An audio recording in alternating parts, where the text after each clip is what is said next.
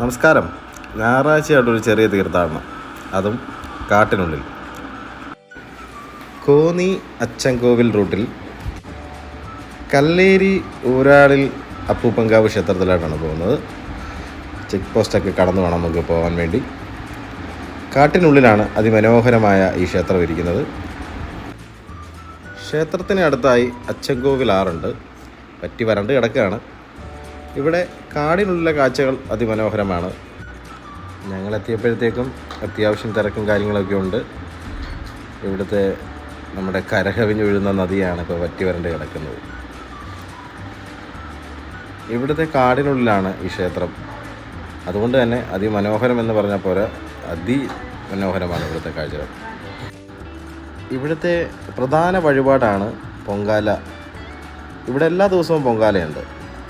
അതുപോലെ തന്നെ ഇവിടുത്തെ അപ്പൂപ്പൻ്റെ മറ്റൊരു വഴിപാടാണ് ഈ വെറ്റയും പാക്കും കള്ള്. പിന്നെ ഇവിടുത്തെ കഞ്ഞി, അതും ഇവിടുത്തെ ഒരു വഴിപാടാണ്. കഞ്ഞിയും പയറും അച്ചാറും രാവിലെ 9 മണി തൊട്ട് ഇവിടെ സ്റ്റാർട്ട് ചെയ്യും, എന്നുമുണ്ട്.